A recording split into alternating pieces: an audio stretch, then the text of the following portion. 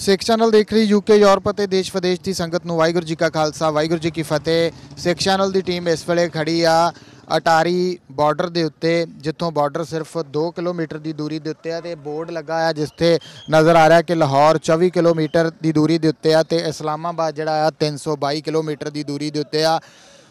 ਇੱਕ ਵਾਰ ਪੰਜਾਬ ਜਿਹੜਾ ਆ ਉਸ ਨੂੰ ਹਾਈ ਅਲਰਟ ਦੇ ਉੱਤੇ ਕੀਤਾ ਗਿਆ ਆ। ਇਸ ਕਰਕੇ ਕੀਤਾ ਗਿਆ ਕਿ ਪਿਛਲੇ ਦਿਨੀ ਪੁਲਵਾਮਾ ਦੇ ਵਿੱਚ ਜੋ ਇੱਕ ਅਟੈਕ ਹੋਇਆ ਸੀ ਜਿਸ ਦੇ ਵਿੱਚ ਕਈ ਜਵਾਨ ਜਿਹੜੇ ਆ ਉਹ ਸ਼ਹੀਦ ਹੋ ਗਏ ਸੀਗੇ। ਉਸ ਤੋਂ ਬਾਅਦ ਦੇ ਵਿੱਚ ਬੀਤੀ ਰਾਤ ਜਿਹੜੀ ਆ ਉਸ ਰਾਤ ਨੂੰ 에ਅਰ ਫੋਰਸ ਦੇ ਵੱਲੋਂ ਅਟੈਕ ਕੀਤਾ ਗਿਆ ਆ ਪਾਕਿਸਤਾਨੀ ਏਰੀਏ ਦੇ ਵਿੱਚ ਜਿਹੜਾ ਕਸ਼ਮੀਰ ਆ, ਜਿਹੜਾ ਪਾਕਿਸਤਾਨ ਦੇ ਹਿੱਸੇ ਦਾ ਕਸ਼ਮੀਰ ਆ, ਉਸ ਦੇ ਉੱਤੇ ਅਟੈਕ ਕੀਤਾ ਗਿਆ ਆ। ਅਟੈਕ ਕੀਤਾ ਗਿਆ ਇਸ ਕਰਕੇ ਕਿ ਉੱਥੇ ਕੁਝ ਅੱਤਵਾਦੀ ਟਿਕਾਣੇ ਜਿਹੜੇ ਉਹਨਾਂ ਦੀ ਸੂਹ ਲੱਗੀ ਸੀ ਤੇ ਇਹ ਦੱਸਿਆ ਜਾ ਰਿਹਾ ਕਿ ਉੱਥੇ 200 ਤੋਂ ਉੱਪਰ ਜਿਹੜੇ ਅੱਤਵਾਦੀ ਆ ਉਹਨਾਂ ਨੂੰ ਮਾਰਿਆ ਗਿਆ, ਜਿਸ ਦੇ ਵਿੱਚ 5 ਪਾਕਿਸਤਾਨ ਦੀ ਆਰਮੀ ਦੇ ਜਿਹੜੇ ਜਵਾਨ ਆ ਉਹਨਾਂ ਦੇ ਵੀ ਮਾਰੇ ਜਾਣ ਦੀ ਖਬਰ ਜਿਹੜੀ ਆ ਉਹ ਹੈਗੀ ਆ। ਸੋ ਇਸ ਚੀਜ਼ ਨੂੰ ਲੈ ਕੇ ਕੱਲ੍ਹ ਰਾਤ ਤੋਂ ਹੀ ਤਿੰਨੇ ਹੀ ਸੈਨਾਵਾਂ ਜਿਹੜੀਆਂ ਜਲ ਥਲ ਅਤੇ ਜਿਹੜੀ 에ਅਰ ਫੋਰਸ ਆ ਉਹ ਹਾਈ ਅਲਰਟ ਦੇ ਉੱਤੇ ਆ। ਇਸ ਕਰਕੇ ਹਾਈ ਅਲਰਟ ਦੇ ਉੱਤੇ ਆ ਕਿ ਇਹ ਖਦਸ਼ਾ ਜਤਾਇਆ ਜਾ ਰਿਹਾ ਆ ਕਿ ਪਾਕਿਸਤਾਨ ਵਾਲੇ ਪਾਸਿਓਂ ਜਿਹੜਾ ਅਟੈਕ ਆ ਉਹ ਹੋ ਸਕਦਾ ਆ। ਸੋ ਇਸ ਚੀਜ਼ ਨੂੰ ਮੁੱਖ ਰੱਖਦਿਆਂ ਅਸੀਂ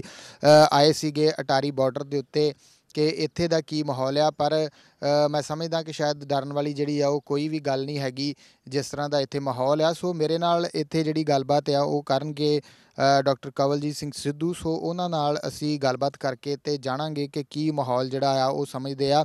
ਸਿੱਧੂ ਸਾਹਿਬ ਸਤਿ ਸ਼੍ਰੀ ਅਕਾਲ। ਸਤਿ ਸ਼੍ਰੀ ਅਕਾਲ ਗਿੱਲ ਸਾਹਿਬ।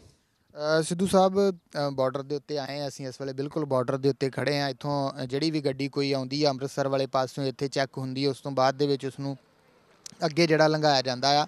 ਕਿਵੇਂ ਦਾ ਮਾਹੌਲ ਲੱਗ ਰਿਹਾ ਬਾਰਡਰ ਦੇ ਉੱਤੇ? ਬਿਲਕੁਲ ਜਿਹੜਾ ਮਾਹੌਲ ਆ ਦੇਖੋ ਉਹ ਆਮ ਵਾਂਗੂ ਪਹਿਲਾਂ ਵਾਂਗੂ ਹੀ ਜਿਹੜੀ ਸਥਿਤੀ ਆ ਨੋਰਮਲ ਹੀ ਆ, ਕਿਉਂਕਿ ਇੱਥੇ ਕੋਈ ਹਜੇ ਡਰ ਡੁੱਕਰ ਦੀ ਜਿਹੜੀ ਭਾਵਨਾ ਆ ਉਹ ਹੈ ਨਹੀਂ ਗੀ।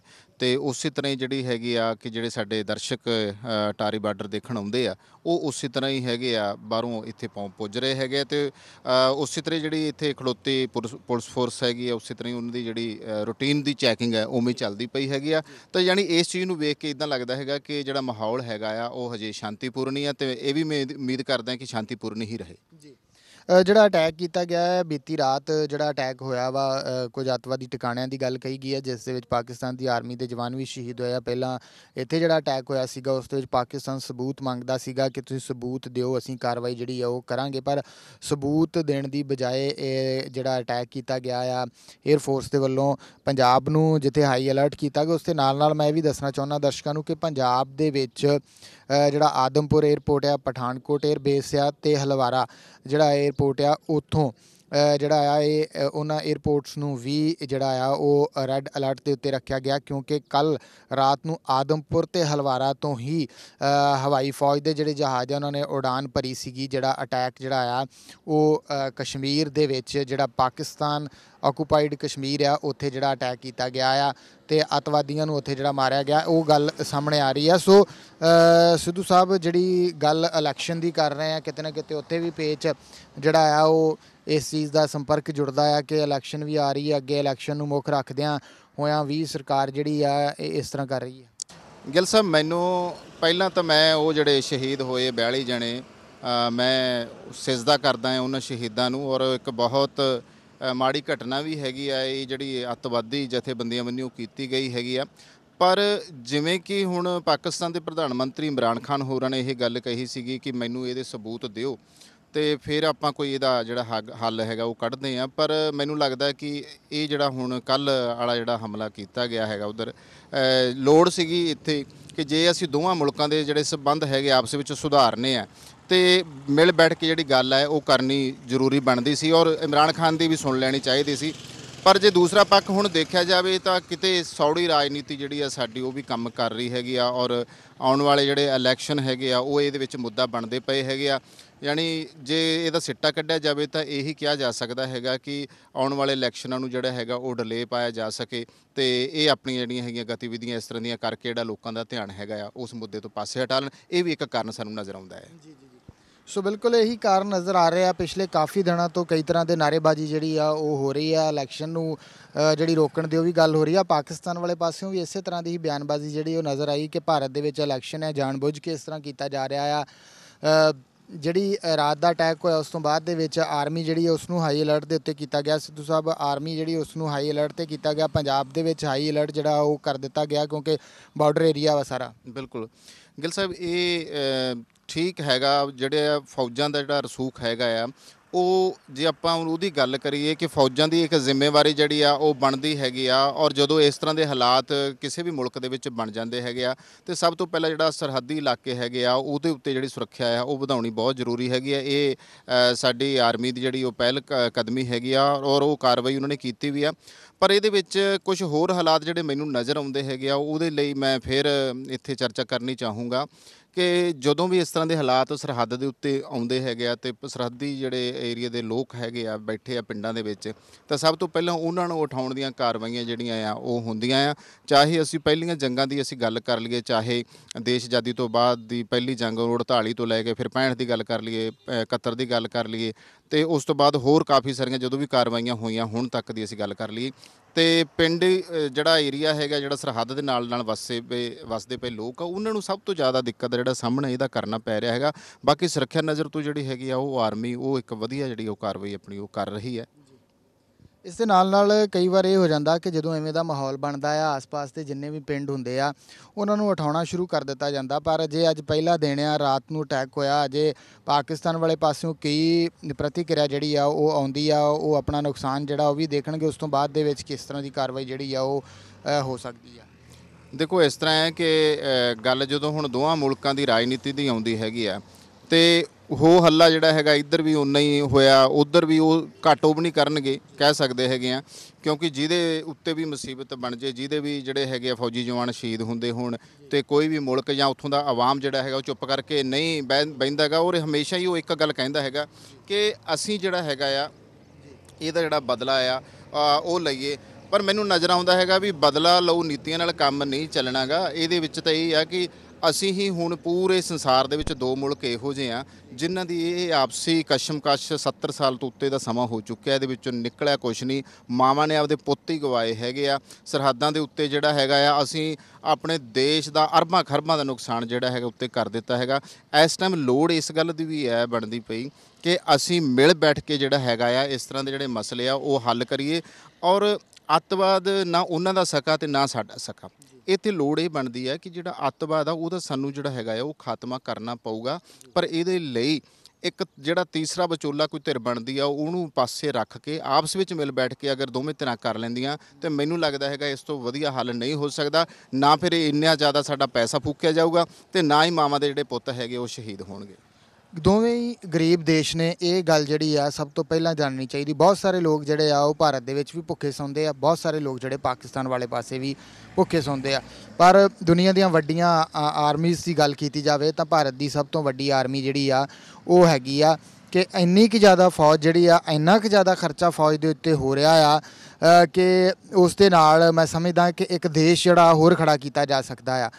ਪਰ ਇਹ ਸਿਰਫ ਇਹੀ ਗੱਲ ਆ ਕਿ ਪਾਕਿਸਤਾਨ ਵਾਲੇ ਪਾਸਿਓਂ ਕਦੀ ਕੋਈ ਨਾ ਕੋਈ ਗੱਲ ਕਰ ਦਿੱਤੀ ਜਾਂਦੀ ਆ, ਕਦੀ ਇੱਧਰੋਂ ਗੱਲ ਕਰ ਦਿੱਤੀ ਜਾਂਦੀ ਹੈ। ਸਿਆਸੀ ਲੋਕ ਮੈਂ ਸਮਝਦਾ ਕਿ ਸ਼ਾਇਦ ਜਿਹੜੀਆਂ ਆਪਣੀਆਂ ਸਿਆਸੀ ਰੋਟੀਆਂ ਸੇਕਣ ਵਾਸਤੇ ਹੀ ਅਜਿਹੀਆਂ ਬਿਆਨਬਾਜ਼ੀਆਂ ਕਰਦੇ ਰਹਿੰਦੇ। ਆਮ ਲੋਕ ਜਿਹੜੇ ਆ ਉਹਨਾਂ ਦਾ ਆਪਸ ਦੇ ਵਿੱਚ ਮੈਂ ਸਮਝਦਾ ਕਿ ਕਾਫੀ ਜ਼ਿਆਦਾ ਪਿਆਰ ਆ।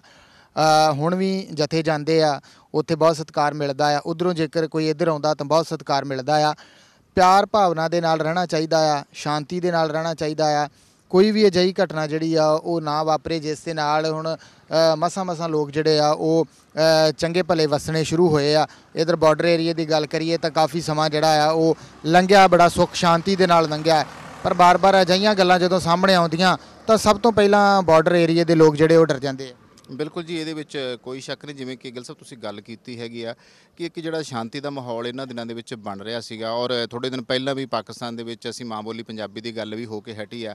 ਔਰ ਬਹੁਤ ਵਧੀਆ ਹੋਇਆ ਕਿ ਲੰਬੇ ਸੰਘਰਸ਼ ਤੋਂ ਬਾਅਦ ਉਹਨਾਂ ਨੂੰ ਮਾਂ ਬੋਲੀ ਜਿਹੜੀ ਪੰਜਾਬੀ ਆ ਸ਼ਾਹਮੁਖੀ ਦੇ ਵਿੱਚ ਉਹਨਾਂ ਦੀ ਉਹਨੂੰ ਤਰਜੀਹ ਦਿੱਤੀ ਗਈ ਹੈਗੀ ਆ ਉੱਥੋਂ ਦੇ ਇੱਕ ਜੱਜ ਨੇ, ਅਤੇ ਲੰਬੇ ਸਮੇਂ ਤੋਂ ਉਹਨਾਂ ਦੀ ਇਹ ਗੱਲ ਸੁਣੀ ਗਈ। ਦੂਸਰੀ ਗੱਲ ਮੈਂ ਇਹਨੂੰ ਇੱਕ ਹੋਰ ਨੁਕਤੇ ਨਾਲ ਜੋੜ ਕੇ ਵੀ ਦੇਖਦਾ ਹੈਗਾ, ਜਦੋਂ ਕਿ ਦੇਸ਼ ਆਜ਼ਾਦੀ ਤੋਂ ਬਾਅਦ ਸਿੱਖ ਕੌਮ ਦੇ ਮਨਾਂ ਦੇ ਵਿੱਚ ਇੱਕ ਗੱਲ ਸੀਗੀ ਕਿ ਅਸੀਂ ਹਰ ਰੋਜ਼ ਅਰਦਾਸ ਦੇ ਵਿੱਚ ਇੱਕ ਗੱਲ ਕਰਦੇ ਹੈਗੇ ਕਿ ਵਿਛੜੇ ਗੁਰਧਾਮਾਂ ਦੇ ਜਿਹੜੇ ਦਰਸ਼ਨ ਦੀਦਾਰ ਦੀ ਜਿਹੜੀ ਹੈਗੀ ਆ ਉਹ ਸੇਵਾ ਸੰਭਾਲਦਾ ਦਾਨ ਖਾਲਸਾ ਜੀ ਨੂੰ ਬਖਸ਼ੋ। ਇਹ ਰੋਜ਼ਾਨਾ ਦੀ ਜਿਹੜੀ ਸਾਡੀ ਇਹ ਅਰਦਾਸ ਸੀਗੀ ਉਹ ਕਿਤੇ ਕਬੂਲ ਹੁੰਦੀ ਨਜ਼ਰ ਸਾਨੂੰ ਆਈ ਹੈ। ਅਤੇ ਉਹਦੇ ਵਿੱਚ ਅਸੀਂ ਜੇ ਗੱਲ ਇਹ ਕਹੀਏ ਕਿ ਇਸ ਵਰੇ ਜਿਹੜਾ ਹੈਗਾ ਆ ਪਾਕਿਸਤਾਨ ਵੱਲੋਂ ਵੀ ਹਰੀ ਝੰਡੀ ਇਸ ਗੱਲ ਨੂੰ ਮਿਲੀ ਹੈ, ਉੱਥੋਂ ਦੇ ਪ੍ਰਧਾਨ ਮੰਤਰੀ ਇਮਰਾਨ ਖਾਨ ਵੱਲੋਂ। ਅਤੇ ਇਸੇ ਤਰ੍ਹਾਂ ਹੀ ਅਸੀਂ ਜੇ ਮੈਂ ਇਹ ਗੱਲ ਕਹਾਂ ਇਸੇ ਤਰ੍ਹਾਂ ਹੀ ਅਗਰ ਮੈਂ ਜੇ ਇਹ ਗੱਲ ਕਹਾਂ ਕਿ ਇਹਦੇ ਵਿੱਚ ਸਾਡੇ ਵੱਲੋਂ ਵੀ ਜਿਹੜੀ ਹੈਗੀ ਆ ਉਹ ਜਿਹੜੀ ਪਹਿਲ ਕਦਮੀ ਇਸ ਤਰ੍ਹਾਂ ਦੀ ਹੋਈ ਆ, ਉਹਦੇ ਵਿੱਚੋਂ ਹੁੰਗਾਰਾ ਮਿਲਿਆ। ਪਰ ਹੁਣ ਇਸ ਤਰ੍ਹਾਂ ਦੇ ਜਿਹੜੇ ਹਾਲਾਤ ਹੈਗੇ ਆ ਉਹਨੂੰ ਵੇਖ ਕੇ ਇੱਦਾਂ ਲੱਗਦਾ ਹੈਗਾ ਆ ਕਿ ਸ਼ਾਇਦ ਇਹ ਵੀ ਇੱਕ ਕਾਰਨ ਬਣਦਾ ਪਿਆ ਹੈਗਾ ਕਿ ਕਰਤਾਰਪੁਰ ਦਾ ਲਾਂਘਾ ਜਿਹੜਾ ਹੈਗਾ ਕੁਝ ਇਹੋ ਜਿਹੇ ਲੋਕ ਆ ਜਿਨ੍ਹਾਂ ਨੂੰ ਇਹ ਚੁੱਭਦਾ ਹੈਗਾ ਔਰ ਉਹ ਨਹੀਂ ਚਾਹੁੰਦੇ ਕਿ ਦੋਵੇਂ ਦੇਸ਼ ਜਿਹੜੇ ਹੈਗੇ ਆ ਉਹ ਇਸ ਪੱਖ ਦੇ ਵਿੱਚ ਇੱਕ ਹੋ ਜਾਣ ਔਰ ਲਾਂਘਾ ਖੁੱਲ੍ਹੇ। ਔਰ ਜਿਹੜੀ ਸਿੱਖ ਕੌਮ ਹੈਗੀ ਆ ਉਹਨਾਂ ਦੀਆਂ ਜਿਹੜੀਆਂ ਭਾਵਨਾਵਾਂ ਹੈਗੀਆਂ ਜਿਹੜੀਆਂ ਕਿ ਕਰਤਾਰਪੁਰ ਦੇ ਲਾਂਘੇ ਨਾਲ ਜੁੜੀਆਂ ਹੋਈਆਂ, ਕਰਤਾਰਪੁਰ ਗੁਰੂ ਨਾਨਕ ਦੇਵ ਪਾਤਸ਼ਾਹ ਜੀ ਦਾ ਜਿਹੜਾ ਗੁਰਦੁਆਰਾ ਸਾਹਿਬ ਹੈਗਾ ਆ ਉਹਦੇ ਨਾਲ ਜੁੜੀਆਂ ਹੋਈਆਂ। ਅਤੇ ਉਹਦੇ ਵਿੱਚ ਵੀ ਜਿਹੜੀ ਇੱਕ ਰੁਕਾਵਟ ਜਿਹੜੀ ਹੈ ਇਸ ਤਰ੍ਹਾਂ ਦੀ ਬਿਆਨਬਾਜ਼ੀ ਜਾਂ ਇਸ ਤਰ੍ਹਾਂ ਦੀਆਂ ਹਰਕਤਾਂ ਕਰਕੇ ਜਿਹੜੀ ਆ ਉਹ ਕੀਤੀ ਜਾ ਰਹੀ ਹੈਗੀ। ਔਰ ਮੈਂ ਇਹੀ ਅਰਦਾਸ ਕਰੂੰਗਾ ਗਿੱਲ ਸਾਹਿਬ ਕਿ ਵੱਧ ਤੋਂ ਵੱਧ ਜਿਹੜੀ ਹੈਗੀ ਸਾਡੀ ਇਹ ਅਰਦਾਸ ਜਿਹੜੀ ਉਹ ਕਿਵੇਂ ਕਬੂਲ ਹੋਈ ਆ, ਇਹ ਗੱਲਾਂ ਇੱਦਾਂ ਦੀਆਂ ਨਾ ਹੋਣ ਔਰ ਲਾਂਘੇ ਵਾਲੀ ਜਿਹੜੀ ਗੱਲ ਹੈਗੀ ਆ ਉਹ ਵੀ ਸਾਰਥਕ ਕਦਮ ਜਿਹੜਾ ਹੈਗਾ ਸਾਨੂੰ ਚੁੱਕਣਾ ਚਾਹੀਦਾ ਔਰ ਦੋਵਾਂ ਦੇਸ਼ਾਂ ਦੇ ਵਿੱਚ ਜਿਹੜੀ ਸ਼ਾਂਤੀ ਹੈਗੀ ਆ ਉਹ ਬਹਾਲ ਹੋਣੀ ਚਾਹੀਦੀ ਹੈ। ਗਰੀਬੀ ਦਾ ਪੱਖ ਜਿਹੜਾ ਆ ਉਸ 'ਤੇ ਕੀ ਕਹੋਗੇ? ਬਹੁਤ ਸਾਰੇ ਲੋਕ ਜਿਹੜੇ ਆ ਉਹ ਗਰੀਬ ਨੇ। ਭਾਰਤ ਦੀ ਗੱਲ ਕਰੀਏ, ਭਾਰਤ ਦੇ ਵਿੱਚ ਵੀ, ਪਾਕਿਸਤਾਨ ਦੀ ਗੱਲ ਕਰੀਏ, ਪਾਕਿਸਤਾਨ ਦੇ ਵਿੱਚ ਵੀ। ਤੁਸੀਂ ਕਿਵੇਂ ਇਸ ਚੀਜ਼ ਨੂੰ ਦੇਖਦੇ ਹੋ? ਅਸੀਂ ਫੌਜਾਂ 'ਤੇ ਬੜਾ ਖਰਚ ਕਰ ਰਹੇ ਹਾਂ, ਬਹੁਤ ਜ਼ਿਆਦਾ ਖਰਚ ਜਿਹੜਾ ਫੌਜਾਂ ਦੇ ਉੱਤੇ ਹੋ ਰਿਹਾ। ਹਰ ਸਾਲ ਵੱਡੇ ਵੱਡੇ ਬਜਟ ਜਿਹੜੇ ਆ ਉਹ ਫੌਜਾਂ ਦੇ ਉੱਤੇ ਰੱਖ ਲਏ ਜਾਂਦੇ ਆ, ਪਰ ਜਿਹੜੇ ਲੋਕ ਆ ਉਹ ਗਰੀਬੀ ਰੇਖਾ ਤੋਂ ਵੀ ਹੇਠਾਂ ਜਿਹੜੇ ਆ ਰਹਿ ਰਹੇ ਆ। ਗਿੱਲ ਸਾਹਿਬ ਜਿਹੜੀ ਇਹ ਗਰੀਬੀ ਰੇਖਾ ਦੀ ਗੱਲ ਆ ਉਹਦੇ ਵਿੱਚ ਅਗਰ ਮੈਂ ਕਹਾਂ ਤਾਂ ਪਿੱਛੇ ਕੁਛ ਕੁ ਦਿਨ ਪਹਿਲਾਂ ਜਿਹੜਾ ਆ ਇੱਕ ਰਿਪੋਰਟ ਵੀ ਸਾਹਮਣੇ ਆਈ ਹੈਗੀ ਆ ਕਿ ਜਿਹੜੀ ਸਾਡੀ ਫੌਜ ਹੈਗੀ ਆ, ਅਗਰ ਅਸੀਂ ਹਥਿਆਰਾਂ ਦੀ ਗੱਲ ਕਰੀਏ ਤਾਂ ਸਭ ਤੋਂ ਵੱਧ ਜਿਹੜਾ ਬਜਟ ਆ ਉਹ ਸਾਡੇ ਮੁਲਕ ਦਾ ਅਤੇ ਉਸ ਤੋਂ ਦੂਜੇ ਨੰਬਰ ਦੇ ਉੱਤੇ ਪਾਕਿਸਤਾਨ ਦਾ ਬਜਟ ਹੈਗਾ। ਜਦੋਂ ਕਿ ਆਮ ਲੋਕਾਂ ਦੀ ਜੇਬ ਦੇ ਉੱਤੇ ਹੀ ਡਾਕਾ ਮਾਰਿਆ ਜਾ ਰਿਹਾ। ਜਿਹੜੀ ਗੱਲ ਆਮ ਲੋਕਾਂ ਦੇ ਭਲੇ ਲਈ, ਵਿਕਾਸ ਲਈ ਗੱਲ ਕਰਨੀ ਚਾਹੀਦੀ ਸੀ, ਜਿੱਥੇ ਹੁਣ ਅਸੀਂ ਇਸ ਸਰਕਾਰ ਮੋਦੀ ਸਰਕਾਰ ਦੀ ਗੱਲ ਕਰ ਲਈਏ ਅਤੇ ਜਿੰਨਾ ਪੈਸਾ ਇਸ ਵਾਰੀ ਫਿਰ ਹਥਿਆਰਾਂ ਦੇ ਉੱਤੇ ਫੂਕਿਆ ਗਿਆ ਹੈਗਾ ਉਹੀ ਅਗਰ ਦੇਸ਼ ਦੀ ਭਲਾਈ ਔਰ ਗਰੀਬੀ ਨੂੰ ਦੂਰ ਕਰਨ ਵਾਸਤੇ ਲਾਇਆ ਜਾਂਦਾ। ਇਸੇ ਤਰ੍ਹਾਂ ਹੀ ਜਿਸ ਕਸ਼ਮੀਰ ਦੇ ਮੁੱਦੇ ਨੂੰ ਅਸੀਂ ਲੈ ਕੇ ਬੈਠੇ ਹਾਂ, ਅਗਰ ਉਸ ਕਸ਼ਮੀਰ ਦੇ ਮੁੱਦੇ ਦੇ ਉੱਪਰ ਵੀ ਦੋਵੇਂ ਦੇਸ਼ ਅਗਰ ਇਹ ਚਾਹੁਣ ਅਤੇ ਇਹ ਆਪਣੇ ਵੱਲੋਂ ਅਸੀਂ ਵੀ ਬਹੁਤ ਵੱਡੀ ਉਹਨਾਂ ਦੀ ਹੈਲਪ ਕਰ ਸਕਦੇ ਹਾਂ। ਉਹ ਵੀ ਜਿਹੜੇ ਹੈਗੇ ਉਹ ਆਪਣੇ ਵਾਲੇ ਕਸ਼ਮੀਰੀਆਂ ਦੀ ਜਿਹੜੀ ਹੈਗੀ ਉਹ ਮਦਦ ਕਰ ਸਕਦੇ ਹੈਗੇ ਔਰ ਕਸ਼ਮੀਰ ਦਾ ਜਿਹੜਾ ਖਿੱਤਾ ਹੈਗਾ ਉੱਥੇ ਅਮਨ ਚੈਨ ਜਿਹੜਾ ਹੈ ਉਹ ਹੋ ਸਕਦਾ ਹੈਗਾ। ਪਰ ਸਭ ਤੋਂ ਪਹਿਲਾਂ ਜਿਹੜਾ ਹੈਗਾ ਸਾਡੀ ਜਿਹੜੀ ਇੱਥੇ ਗਰੀਬੀ ਦੀ ਜੋ ਹਾਲਾਤ ਹੈ ਉਹਨੂੰ ਮੱਦੇਨਜ਼ਰ ਰੱਖ ਕੇ ਜਿਹੜਾ ਹੈਗਾ ਫੌਜਾਂ ਦੇ ਬਜਟ ਉੱਤੇ ਖਰਚਿਆ ਜਾ ਰਿਹਾ ਜਿਹੜਾ ਅਰਬਾਂ ਰੁਪਈਆ ਹੈਗਾ ਆ ਉਹਨੂੰ ਘਟਾਉਣ ਦੇ ਬੰਨੀ ਧਿਆਨ ਦੇਣੀ ਦੋਵਾਂ ਮੁਲਕਾਂ ਦੀਆਂ ਸਰਕਾਰਾਂ ਦੀ ਸਭ ਤੋਂ ਵੱਡੀ ਜ਼ਰੂਰਤ ਹੈ। ਸੋ ਬਿਲਕੁਲ ਤੁਹਾਡਾ ਬਹੁਤ ਬਹੁਤ ਧੰਨਵਾਦ ਗੱਲਬਾਤ ਕਰਨ ਵਾਸਤੇ। ਸੋ ਜਿੱਥੇ ਪਾਕਿਸਤਾਨ ਦੇ ਨਾਲ ਭਾਰਤ ਦੇ ਸਬੰਧ ਜਿਹੜੇ ਆ ਉਹ ਨਾਜ਼ੁਕ ਬਣੇ ਹੋਏ ਆ, ਜਿਨ੍ਹਾਂ ਦੇ ਉੱਤੇ ਅਸੀਂ ਹੁਣੇ ਗੱਲਬਾਤ ਕੀਤੀ, ਉਸ ਦੇ ਨਾਲ ਜਿਹੜਾ ਪਾਕਿਸਤਾਨ ਤੋਂ ਮਾਲ ਇੱਧਰ ਆਉਂਦਾ ਸੀ ਜਾਂ ਇੱਧਰੋਂ ਜਾਂਦਾ ਸੀਗਾ ਉਹ ਵੀ ਕਾਫੀ ਜ਼ਿਆਦਾ ਘਟ ਚੁੱਕਾ ਆ। ਉੱਧਰੋਂ ਆਉਣ ਵਾਲਾ ਜਿਹੜਾ ਮਾਲ ਹੈ ਉਸ ਦੇ ਉੱਤੇ 200% ਜਿਹੜੀ ਡਿਊਟੀ ਆ ਉਹ ਲਾ ਦਿੱਤੀ ਆ। ਮੇਰੇ ਨਾਲ ਕੁਝ ਕਾਮੇ ਨੇ ਜਿਹੜੇ ਕਿ ਮਾਲ ਜਿਹੜਾ ਆ ਉਹਦੀ ਅਨਲੋਡਿੰਗ ਕਰਦੇ ਸੀਗੇ, ਸੋ ਉਹਨਾਂ ਨਾਲ ਗੱਲਬਾਤ ਕਰਦੇ ਆ। ਕੀ ਸਮਾਨ ਜਿਹੜਾ ਆ ਉੱਧਰੋਂ ਪਾਕਿਸਤਾਨ ਵਾਲੇ ਪਾਸੋਂ ਇੱਧਰ ਆਉਂਦਾ ਸੀਗਾ? ਹਾਂਜੀ ਸਰ, ਸੀਮਟ ਆਉਂਦਾ ਸੀ, ਪੱਥਰ ਅਤੇ ਹੋਰ ਛੋਟਾ ਮੋਟਾ ਸਮਾਨ ਆਉਂਦਾ ਸੀ, ਡੇਲੀ ਆਉਂਦਾ ਸੀ ਜੀ। ਉਹਦੇ ਬੰਦ ਹੋਣ ਕਾਰਨ ਜਨਾਬ ਬਹੁਤ ਭੁੱਖੇ ਮਰਨ ਡਿਆ ਅਸੀਂ ਇੱਥੇ ਜੀ। ਕੋਈ ਸਾਡੀ ਰੋਟੀ ਸੀ, ਕੋਈ 200 ਕਮਾਉਂਦਾ, ਕੋਈ 400, ਕੋਈ 500 ਕਮਾਉਂਦਾ ਸੀ ਆਪਣੀ ਮਿਹਨਤ ਦੇ ਹਿਸਾਬ ਦੇ ਨਾਲ ਹੀ। ਅਤੇ ਹਰ ਕਿਸੇ ਦਾ ਚੁੱਲ੍ਹਾ ਬਲਦਾ ਸੀ। ਇਹ ਜੋ 16 ਤਰੀਕ ਤੋਂ ਕੰਮ ਬੰਦ ਹੋਇਆ ਜੇ ਅਤੇ ਸਾਡੇ ਜਿਹੜੇ ਚੁੱਲ੍ਹੇ ਬੰਦ ਜੇ। ਕਿੰਨੇ ਕੁ ਟੋਟਲ ਜਿਹੜੇ ਇੱਥੇ ਕੰਮ ਕਰਦੇ ਸੀ ਕਾਮੇ? ਕੋਈ 1400 ਬੰਦਾ ਸੀ ਲੇਬਰ ਦਾ, ਅਤੇ ਨਾਲ 1400 ਹੈਲਪਰ ਸੀ ਉਹਦਾ, 2800 ਪਰਿਵਾਰ। ਅਤੇ ਬਾਕੀ ਜਿਹੜੇ ਕੁਛ ਜੀ ਜਿਹੜੇ ਆਉਂਦੇ ਸੀ, ਕੋਈ ਜਾਂਦੇ, ਕੋਈ ਡਰਾਈਵਰ ਸੀ, ਕੋਈ ਟਰੱਕਾਂ ਵਾਲੇ, ਕੋਈ ਹੈਲਪਰ, ਕੋਈ CH, ਸਾਰੇ ਹੀ ਜਿਹੜੇ ਵਰਕਰ ਸੀ ਇੱਥੇ ਜੀ। ਅਤੇ ਸਾਰਿਆਂ ਨੇ ਬਹੁਤ ਮੰਦਾ ਹਾਲ ਹੈ ਜੀ। ਸੀ ਤੁਸੀਂ ਕੀ ਕਹਿਣਾ ਚਾਹੁੰਦੇ ਜੋ ਡਿਊਟੀ ਜਿਹੜੀ ਪਹਿਲੋਂ ਕਿੰਨੀ ਸੀਗੀ? ਪਹਿਲਾਂ ਤਾਂ ਸਰ ਕਸਟਮਰ ਨੂੰ ਪਤਾ ਕਿੰਨੀ ਸੀ। ਅਸੀਂ ਤਾਂ ਹੁਣ ਇਹੋ ਚਾਹੁੰਦੇ ਹਾਂ ਵੀ ਮੋਦੀ ਸਰਕਾਰ ਸਾਡਾ ਕਾਰੋਬਾਰ ਚਲਾਵੇ, ਸਾਨੂੰ ਰੁਜ਼ਗਾਰ ਦੇਵੇ। ਸਾਡਾ ਬਹੁਤ ਮੰਦਾ ਹਾਲ ਆ। ਤੁਹਾਡਾ ਪਿੰਡ ਕਿਹੜਾ? ਅਟਾਰੀ ਪਿੰਡ ਹੈ। ਅਤੇ ਰਾਤ ਦਾ ਇਹ ਵੀ ਤੁਸੀਂ ਸੁਣੀ ਹੋਣੀ ਹੈ ਖਬਰ ਕਿ ਜਿਹੜੀ ਅਟੈਕ ਕੀਤਾ ਗਿਆ ਉੱਥੇ, ਜਿਹੜਾ ਪਾਕਿਸਤਾਨ ਦੇ ਹਿੱਸੇ ਦਾ ਕਸ਼ਮੀਰ ਹੈ ਉਸ ਦੇ ਉੱਤੇ ਅਟੈਕ ਕਰਕੇ ਅੱਤਵਾਦੀਆਂ ਨੂੰ ਕਿਤੇ ਮਾਰਿਆ ਗਿਆ, ਉਸ ਦੇ ਨਾਲ ਸਥਿਤੀ ਹੋਰ ਨਾਜ਼ੁਕ ਬਣ ਗਈ ਹੈ। ਸਰ ਸਾਨੂੰ ਉਹ ਜੋ ਜਵਾਨ ਮਰੇ ਸਾਨੂੰ ਬਹੁਤ ਦੁੱਖ ਉਹਨਾਂ ਦਾ। ਅਸੀਂ ਜਿੰਦੇ 'ਚ ਮਰੇ ਹਾਂ ਕਿਉਂਕਿ ਸਾਡੇ ਕੋਲ ਰੁਜ਼ਗਾਰ ਨਹੀਂ ਹੈਗਾ, ਸਾਡੇ ਬੱਚੇ ਭੁੱਖੇ ਬੈਠੇ ਨੇ। ਬਹੁਤ ਬੰਦਾ ਸਾਰਾ ਕੰਮਕਾਰ ਜਿਹੜਾ ਆ ਇੱਥੋਂ ਹੀ ਚੱਲਦਾ ਹੈ। ਬੜੇ ਜੀ ਪੀੜ੍ਹੀਆਂ ਪੀੜ੍ਹੀ ਕੰਮ ਕਰਦੇ ਆਉਣ ਡਏ ਅਸੀਂ ਜੀ ਤੇ ਸਾਨੂੰ ਸਰਕਾਰ ਸਾਡੀ ਕੋਈ ਮਦਦ ਕਰੇ, ਸਾਨੂੰ ਕੋਈ ਸਹੂਲਤ ਦੇਵੇ। ਕੋਈ ਨੌਕਰੀ ਸਾਡੇ ਕੋਲ ਨਹੀਂ ਹੈਗੀ, ਸਾਡੇ ਕੋਲ ਕੋਈ ਕਾਰੋਬਾਰ ਨਹੀਂ ਹੈਗਾ, ਬਸ ਇਹ ਬਾਰਡਰ ਸਿਰ ਤੇ ਜੀ। ਸਾਨੂੰ ਸੋ ਬਿਲਕੁਲ ਇਹਨਾਂ ਨੇ ਦੱਸਿਆ ਕਿ ਬਾਰਡਰ ਦੇ ਉੱਤੇ ਜੋ ਕੁਝ ਉਧਰੋਂ ਆਉਂਦਾ ਸੀਗਾ, ਗੱਡੀਆਂ ਜਿਹੜੀਆਂ ਆ ਉਹ ਆਉਂਦੀਆਂ ਸੀਗੀਆਂ, ਉਹਨਾਂ ਦਾ ਸਮਾਨ ਜਿਹੜਾ ਉਤਾਰਿਆ ਜਾਂਦਾ ਸੀ, ਸਾਰਾ ਕੰਮਕਾਜ ਜਿਹੜਾ ਉਹ ਕਰਦੇ ਸੀ। ਕੰਮ ਉੱਥੇ ਕੀ ਸੀਗਾ ਜਿਹੜਾ ਤੁਸੀਂ ਕਰਦੇ? ਸਰ ਲੋਡਿੰਗ ਕਰਦੇ ਸੀ, ਲੋਡਿੰਗ ਲੋਡ ਅਨਲੋਡਿੰਗ ਦਾ ਦੋਵੇਂ ਮਾਲਕ ਨੇ ਉਤਾਰਦੇ ਸੀ, ਇੱਕ ਨੇ ਲੋਡ ਕਰਦੇ ਸੀ। ਤੋਂ ਸਾਡਾ ਰੁਜ਼ਗਾਰ ਬੰਦ ਹੋਇਆ। ਕਿੰਨੇ ਕੁ ਪੈਸੇ ਉੱਥੋਂ ਦਿਨ ਦੇ ਮਿਲ ਜਾਂਦੇ ਸੀਗੇ? ਇਸ ਕੋਈ 300 350 400 ज़्यादा कम बनता तो 400 बन जाता था, 300 बन जाता था, 300-400 ਦੇ ਵਿੱਚ ਗੁਜ਼ਾਰਾ। ਸੋ ਇਹਨਾਂ ਨੇ ਦੱਸਿਆ ਕਿ 300-400 ਰੁਪਇਆ ਦਿਹਾੜੀ ਜਿਹੜੀ ਆ ਉਹ ਕੰਮ ਦੇ ਹਿਸਾਬ ਦੇ ਨਾਲ ਇਹਨਾਂ ਨੂੰ ਬਣ ਜਾਂਦੀ ਸੀ। ਪਰ ਹੁਣ ਜਿਸ ਤਰ੍ਹਾਂ ਦੇ ਹਾਲਾਤ ਜਿਹੜੇ ਆ ਉਹ ਪਾਕਿਸਤਾਨ ਦੇ ਤੇ ਭਾਰਤ ਦੇ ਬਣੇ ਹੋਏ ਆ, ਉਸ ਨੂੰ ਮੁੱਖ ਰੱਖ ਕੇ ਜੇਕਰ ਦੇਖਿਆ ਜਾਵੇ ਤਾਂ ਇਹਨਾਂ ਦੀ ਜਿਹੜਾ ਕੰਮ ਆ ਉਹ ਬਿਲਕੁਲ ਰੁਕ ਚੁੱਕਾ ਆ। 200% ਡਿਊਟੀ ਜਿਹੜੀ ਆ ਉਹ ਲਾਉਣ ਦੇ ਨਾਲ ਸਮਾਨ ਜਿਹੜਾ ਆ ਉਹ ਨਹੀਂ ਆ ਰਿਹਾ। ਹੁਣ ਸਮਾਨ ਜਿਹੜਾ ਉਧਰੋਂ ਆਉਂਦਾ ਸੀਗਾ ਉਹ ਆਉਣਾ ਬੰਦ ਹੋ ਗਿਆ। ਡਰਾਈ ਫਰੂਟ ਆ ਰਿਹਾ ਜੀ, ਬਾਕੀ ਸੀਮੈਂਟ ਬੰਦ ਹੋ ਗਿਆ। ਬਾਕੀ ਸਾਰਾ ਬੰਦ ਹੈ ਸਰ। ਕੀ ਕੀ ਆਉਂਦਾ ਸੀਗਾ ਉਧਰੋਂ? ਉਧਰੋਂ ਸਰ ਪੱਥਰ ਆਉਂਦਾ ਸੀ, ਸੀਮੈਂਟ ਆਉਂਦਾ ਸੀ, ਛੁਹਾਰਾ ਆਉਂਦਾ ਸੀ, ਮਲੱਠੀ ਆਉਂਦੀ ਸੀ, ਇੱਦਾਂ ਦੇ ਬਹੁਤ ਵੈਰਾਈਟੀਆਂ ਆਉਂਦੀਆਂ ਸੀ। ਸ਼ੀਸ਼ਾ ਵੀ ਆਉਂਦਾ ਸੀ, ਟੂਪਾਂ ਆਉਂਦੀਆਂ ਸੀ ਮੋਟਰਸਾਈਕਲ ਜਿਹੜੇ ਖਰਾਬ ਹੁੰਦੀਆਂ ਉਹ ਵੀ ਆਉਂਦੀਆਂ ਸੀ, ਕਾਫੀ ਮਾਲ ਆਉਂਦਾ ਸੀ। ਸੋ ਇਹਨਾਂ ਨੇ ਦੱਸਿਆ ਕਿ ਬਹੁਤ ਸਾਰਾ ਸਮਾਨ ਜਿਹੜਾ ਆ ਉਧਰੋਂ ਆਉਂਦਾ ਸੀਗਾ, ਜਿਸ ਨੂੰ ਇਹ ਅਨਲੋਡ ਕਰਦੇ ਸੀਗੇ। ਇੱਧਰੋਂ ਜਿਹੜਾ ਸਮਾਨ ਜਾਂਦਾ ਸੀਗਾ ਉਸ ਦੀ ਲੋਡਿੰਗ ਜਿਹੜੀ ਆ ਉਹ ਕੀਤੀ ਜਾਂਦੀ ਸੀਗੀ। ਸੋ ਇਸ ਕਰਕੇ ਇਹਨਾਂ ਦੇ ਹੁਣ ਬਹੁਤ ਜ਼ਿਆਦਾ ਹਾਲਾਤ ਜਿਹੜੇ ਆ ਉਹ ਮਾੜੇ ਹੋਏ ਪਏ ਆ। ਸੋ ਸਰਕਾਰ ਨੂੰ ਇਹੀ ਬੇਨਤੀ ਆ ਕਿ ਇਹਨਾਂ ਦਾ ਮਜ਼ਦੂਰਾਂ ਦਾ ਜਿਹੜਾ ਆ ਉਹ ਕੁਝ ਨਾ ਕੁਝ ਜ਼ਰੂਰ ਸੋਚਿਆ ਜਾਵੇ ਕਿ ਕਿਵੇਂ ਇਹ ਆਪਣੀ ਰੋਜ਼ੀ ਰੋਟੀ ਜਿਹੜੀ ਆ ਉਹ ਦੁਬਾਰਾ ਤੋਂ ਕਮਾ ਸਕਣ। ਹਾਲਾਤ ਜਿਹੜੇ ਆ ਉਹ ਅਮਨ ਸ਼ਾਂਤੀ ਵਾਲੇ ਰਹਿਣੇ ਚਾਹੀਦੇ ਆ। ਪਹਿਲਾਂ ਵੀ ਕਦੀ ਇਸ ਤਰ੍ਹਾਂ ਹੋਇਆ ਜਦੋਂ ਵੀ ਕਦੀ ਤਣਾਅਪੂਰਨ ਸਥਿਤੀ ਜਿਹੜੀ ਆ ਉਹ ਬਣਦੀ ਆ? ਪਹਿਲਾਂ ਸਰ ਹੋਇਆ ਸੀ ਇਹ ਜਦੋਂ ਆਪਣੀ ਵਾਜਪਾਈ ਸਰਕਾਰ ਸੀ, ਮਨਮੋਹਨ ਸਿੰਘ ਸਰਕਾਰ ਸੀ, ਹੋਇਆ ਸੀ। ਮੈਨ ਵੀ ਲੱਗੇ ਤੇ ਪੂਰੀ ਸਖਤਾਈ ਹੋ ਗਈ ਸੀ, ਪਰ ਵਪਾਰ ਬੰਦ ਨਹੀਂ ਸੀ ਹੋਇਆ, ਵਪਾਰ ਚੱਲਦਾ ਰਿਹਾ ਸੀ। ਤੇ ਆਹ ਪਹਿਲੀ ਵਾਰੀ ਹੋਇਆ ਕਿ ਚਲੋ ਸਾਨੂੰ ਦੁੱਖ ਆ, ਆਰਮੀ ਦੇ ਜੋ ਬੰਦੇ ਮਰੇ ਨੂੰ ਦੁੱਖ ਆ, ਪਰ ਇਹ ਜੀ ਮਰੇ, ਸਾਡੇ ਕੋਲ ਰੁਜ਼ਗਾਰ ਨਹੀਂ ਹੈ। ਕਿੰਨਾ ਚਿਰ ਹੋ ਗਿਆ ਇੱਥੇ ਕੰਮ ਕਰਦੇ? ਸਾਨੂੰ ਸਾਰੇ ਤਾਂ ਮੈਨੂੰ ਹੋ ਗਏ ਆ 30-35 ਸਾਲ ਹੋ ਗਏ ਆ। ਸੋ ਬਿਲਕੁਲ ਜਿਵੇਂ ਇਹਨਾਂ ਨੇ ਦੱਸਿਆ ਕਿ ਭਰੇ ਮਨ ਦੇ ਨਾਲ ਇਹ ਕਹਿ ਰਹੇ ਆ ਕਿ ਇਹਨਾਂ ਨੂੰ 30-35 ਸਾਲ ਹੋ ਗਏ ਆ, ਪਰ ਹੁਣ ਇਹਨਾਂ ਦਾ ਰੁਜ਼ਗਾਰ ਜਿਹੜਾ ਆ ਉਹ ਬੰਦ ਹੋ ਗਿਆ ਆ। ਤੇ ਬੱਚੇ ਜਿਹੜੇ ਆ ਉਹ ਵੀ ਜਿਸ ਤਰ੍ਹਾਂ ਸਕੂਲ ਦੇ ਵਿੱਚ ਜਾਂਦੇ ਆ, ਕਿਤੇ ਵੀ ਕੋਈ ਨਾ ਕੋਈ ਪੈਸੇ ਦੀ ਜ਼ਰੂਰਤ ਜਿਹੜੀ ਉਹ ਪੈਂਦੀ ਆ। ਇਸ ਵੇਲੇ ਬਿਲਕੁਲ ਇਹਨਾਂ ਦੇ ਹੱਥ ਜਿਹੜੇ ਆ ਉਹ ਖੜੇ ਹੋਏ ਆ ਇਸ ਚੀਜ਼ ਤੋਂ ਕਿ ਜਿਹੜਾ ਇਹ ਹਾਲਾਤ ਬਣੇ ਹੋਏ ਆ, ਇਹ ਫਿਰ ਇੱਕ ਵਾਰ ਜਿਹੜੇ ਆ ਉਹ ਹਾਲਾਤ ਸੁਧਰਨੇ ਚਾਹੀਦੇ ਆ। ਚੰਗੇ ਤਰੀਕੇ ਦੇ ਨਾਲ ਸਾਰਾ ਕੁਝ ਜਿਹੜਾ ਆ ਉਹ ਚੱਲਣਾ ਚਾਹੀਦਾ ਆ। ਸੋ ਸਾਡੇ ਨਾਲ ਇੱਥੇ ਮਜ਼ਦੂਰ ਨੇ ਤੇ ਸਰਦਾਰ ਕਰਨੈਲ ਸਿੰਘ ਨੇ ਸਾਡੇ ਨਾਲ, ਉਹਨਾਂ ਨਾਲ ਅਸੀਂ ਗੱਲ ਕਰਾਂਗੇ। ਕੀ ਕਹਿਣਾ ਚਾਹੁੰਦੇ ਜੇ ਜਿਹੜੀ ਇਹ ਡਿਊਟੀ ਜਿਹੜੀ ਆ ਇੱਥੇ ਡਬਲ ਕਰ ਦਿੱਤੀ ਗਈ ਹੈ, ਜਾਂ ਪਹਿਲੋਂ ਕਿੰਨੀ ਸੀ ਜਾਂ ਕਿੰਨੀ ਕਰ ਦਿੱਤੀ? 200 ਕਰ ਦਿੱਤੀ ਗਈ ਹੈ ਹੁਣ ਡਿਊਟੀ ਜਿਹੜੀ ਆ, ਉਸ ਦੇ ਨਾਲ ਕੀ ਫਰਕ ਪਿਆ? ਬੜਾ ਜ਼ਿਆਦਾ ਜੀ, ਕੰਮ ਹੀ ਬੰਦ ਹੋ ਗਿਆ ਤੇ ਸਮਾਨ ਆਉਣੋਂ ਹਟ ਗਿਆ। ਹਾਂਜੀ, ਤੇ ਹੁਣ ਫਿਰ ਗੁਜ਼ਾਰਾ ਕਿਵੇਂ ਚੱਲ ਰਿਹਾ? ਹੁਣ ਵਿਹਲੇ ਫਿਰਨਾ, ਧੱਕੇ ਖਾਣ ਡਏ। ਕਿੰਨੀ ਕੁ ਲੇਬਰ ਇੱਥੇ ਹੈਗੀ ਹੈ? ਇਹਦੇ 1433 ਕਿੱਲੇ। 1433 ਤੇ 1433 ਜਿਹੜੇ ਆ ਇਹ ਸਾਰੇ ਵਿਹਲੇ ਹੋ ਗਏ? ਸਾਰੇ ਵਿਹਲੇ ਹੋ ਗਏ ਤੇ 1433 ਦੇ ਮਗਰ ਹਰਫਲ ਤੇ ਗਾਂ ਉਹਨਾਂ ਦੇ ਬੱਚੇ ਗਿਣ ਲਓ ਕਿੰਨੇ ਨੇ। ਪਰਿਵਾਰਾਂ ਦੇ ਪਰਿਵਾਰ ਸਭ ਵਿਹਲੇ ਹੋ ਗਏ। ਤੇ ਕਿਸੇ ਨੇ ਆ ਕੇ ਕੋਈ ਬਾਤ ਪੁੱਛੀ, ਕਿਸੇ ਮੰਤਰੀ ਨੇ, ਇਲਾਕੇ ਦੇ ਕਿਸੇ ਮੰਤਰੀ ਨੇ ਜਾਂ ਕਿਸੇ ਪੰਜਾਬ ਸਰਕਾਰ ਦੇ ਜਾਂ ਸੈਂਟਰ ਦੇ ਨੇ ਆ ਕੇ ਪੁੱਛਿਆ, ਕੁਝ ਦੱਸਿਆ ਕਿ ਜਿੰਨਾ ਚਿਰ ਇਹ ਹਾਲਾਤ ਇਸ ਤਰ੍ਹਾਂ ਦੇ ਰਹਿੰਦੇ ਤੁਹਾਨੂੰ ਕੀ ਦਿੱਤਾ ਜਾਊ ਜਾਂ ਨਹੀਂ ਦਿੱਤਾ ਜਾਊ? ਨਹੀਂ, ਕੁਛ ਨਹੀਂ ਦਿੱਤਾ ਜਾਊ। ਨਾ ਕੋ ਆਣ ਕੇ ਬਾਤ ਪੁੱਛੀ, ਨਾ ਕੋ ਦਿੰਦਾ, ਨਾ ਕੋ ਪੁੱਛਦਾ ਹੀ ਆ ਵੀ ਕੀ ਹੋਣ ਡਿਆ ਕੀ ਨਹੀਂ।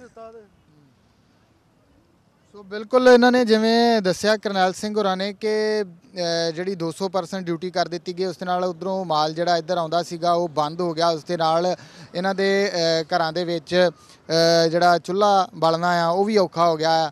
ਤੇ ਸਰਕਾਰ ਨੂੰ ਚਾਹੀਦਾ ਆ ਕਿ ਇਹਨਾਂ ਬਾਰੇ ਕੁਝ ਸੋਚਿਆ ਜਾਵੇ। ਜਿੰਨਾ ਚਿਰ ਹਾਲਾਤ ਇਸ ਤਰ੍ਹਾਂ ਦੇ ਰਹਿੰਦੇ ਆ, ਜ਼ਰੂਰ ਇਹਨਾਂ ਨੂੰ ਕੁਝ ਨਾ ਕੁਝ ਜਿਹੜਾ ਆ ਉਹ ਦਿੱਤਾ ਜਾਵੇ ਤਾਂ ਜੋ ਇਹ ਆਪਣੇ ਘਰ ਦਾ ਗੁਜ਼ਾਰਾ ਜਿਹੜਾ ਆ ਉਹ ਚਲਾ ਸਕਣ।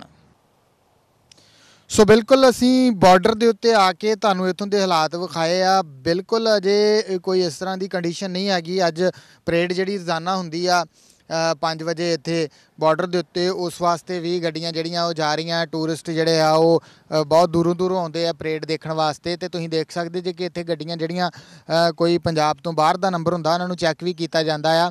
ਕੋਈ ਟੈਕਸੀਆਂ ਜਿਹੜੀਆਂ ਗੱਡੀਆਂ ਆਉਂਦੀਆਂ ਜਿਨ੍ਹਾਂ ਦੇ ਵਿੱਚ ਇੱਥੇ ਜਿਹੜੇ ਟੂਰਿਸਟ ਆ ਉਹ ਸਵਾਰ ਹੋ ਕੇ ਆਉਂਦੇ ਆ, ਉਹਨਾਂ ਨੂੰ ਵੀ ਚੈੱਕ ਕਰਕੇ ਜਿਹੜਾ ਭੇਜਿਆ ਜਾਂਦਾ। ਇੱਥੇ ਬਕਾਇਦਾ ਆਰਮੀ ਜਿਹੜੀ ਆ ਉਹ ਵੀ ਆ ਤੇ ਪੰਜਾਬ ਪੁਲਿਸ ਜਿਹੜੀ ਆ ਉਹ ਵੀ ਤੈਨਾਤ ਕੀਤੀ ਗਈ ਹੈ ਇੱਥੇ, ਤੇ ਉਹ ਬਕਾਇਦਾ ਹਰ ਇੱਕ ਨੂੰ ਚੈੱਕ ਕਰਕੇ ਜਿਹੜਾ ਇੱਥੋਂ ਭੇਜਦੇ।